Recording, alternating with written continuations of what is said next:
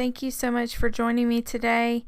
I'm going to be doing a journal page here with you, and I'm going to be working with the gelli prints that I did on deli paper.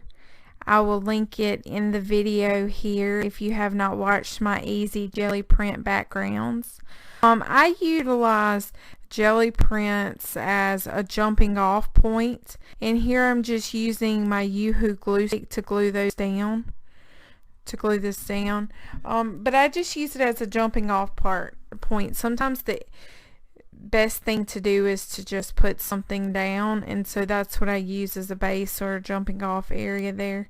I'm using some gesso and a palette knife here to create a little more white space than I did previously, because this was a pretty heavy, busy background that I did, so just to add a little white to it. I'm using the Neo Color 2 pencils, or crayons actually, in a blue as well as a that was like a pinky color, so it kind of made it a little purpley, and of course it activates with water. Here is some amazing antique ledger paper that I had the opportunity to purchase, and I'm going to be using a strip of it down the middle of this page. And if you've seen me on, or if you follow me on Instagram, you may have already seen this or a portion of this page as I was going through the process. And I'm going back with the fluid liquid matte medium to go over to seal that ledger paper so it doesn't absorb the additional media that I put on to it next. And then I'm going back with my palette knife and kind of just scraping it over so that line is not so abrupt when it transitions from the ledger paper over to the journal page itself.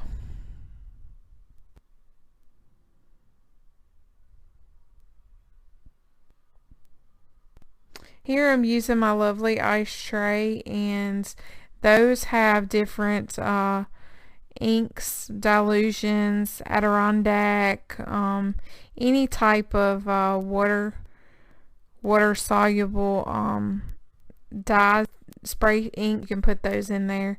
And now I'm using my yellow Neo Color. I'm showing you there the little yellow. I felt like the yellow from the background needed to be brought back into it, so that's what I used that for. I'm going to use my little I'm not sure, I think that's a 3x4 inch gelli plate. If you haven't seen any of my videos where I used this, I did pretty much a whole background with it. I like to use it kind of as a stamp, just apply random color. And just taking my catalyst tool there. I wanted to pat it off with something so it wasn't such a really bold color, but kind of residual a color there that goes into it. I thought it did really cool. Going back with the white gesso.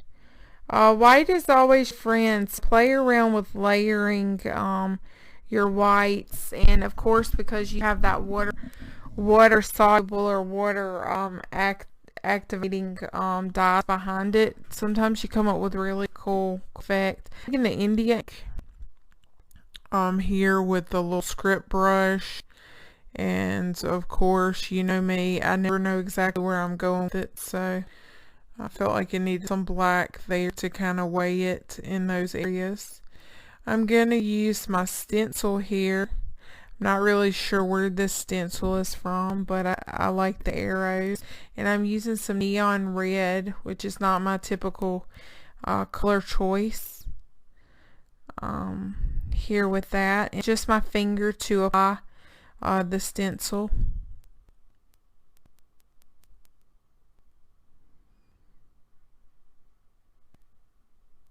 Just kind of getting a feel for where I think the page is going. And I wanted to add that little nice little. Now I let the page sit overnight, and then I came back And here I'm using the Stays On ink, and I think this, I'm not really sure what stamp that is, but I don't do a lot of embossing. Someone left me a comment or sent me an email asking about it, so I figured now would perfect time to do that. And I just left the drying in here because see how it activates, and I'm going to do that for a second. And actually a third butterfly that you will not see in the video, just to make it quick for you guys.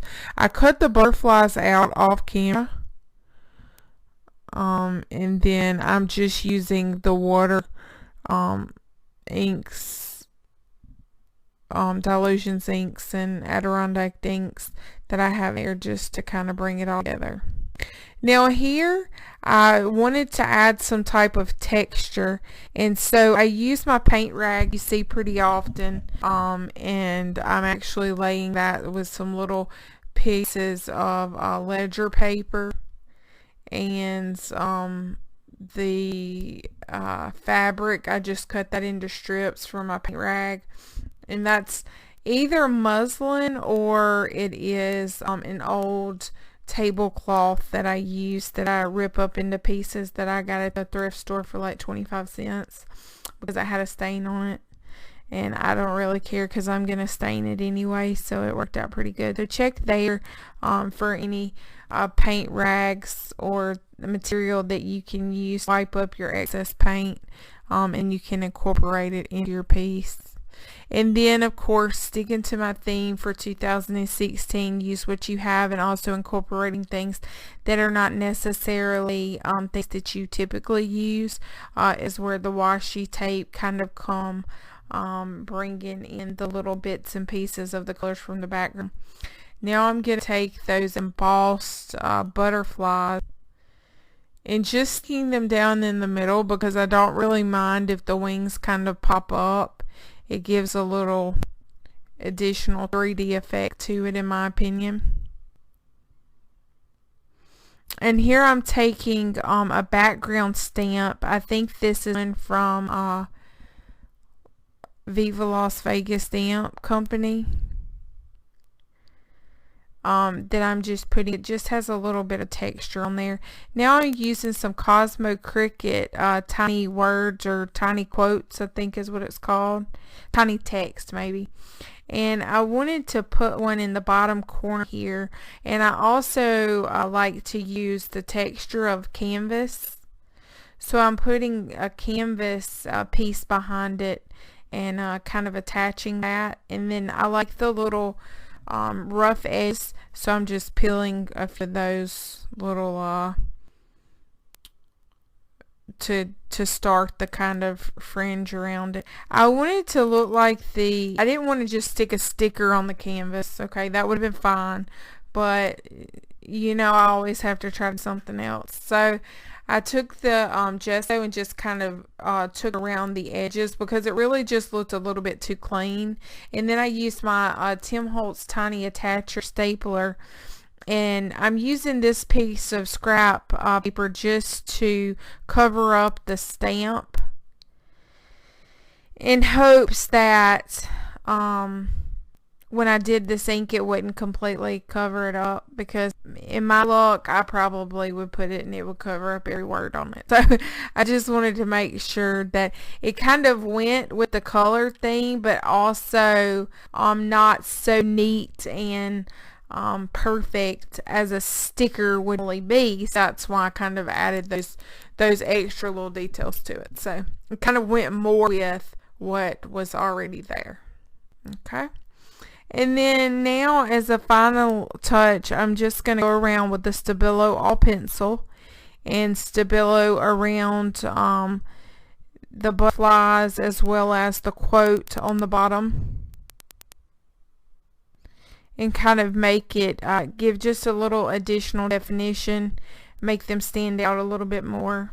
Kind of looks like it creates a shadow underneath the butterfly wing. And so here I'm going to show you a little close up, because I'm going around with the pencil too, and I'm going to show you a little close-up of the page, but adding the dates with stays on ink as well. And remember, guys, it doesn't have to be elaborate. I just wanted to show you some different techniques. I hope that you enjoy.